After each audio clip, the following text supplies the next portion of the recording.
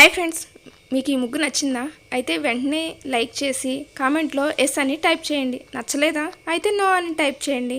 కానీ సబ్స్క్రైబ్ చేసుకోవడం మాత్రం మర్చిపోకండి. Thank you.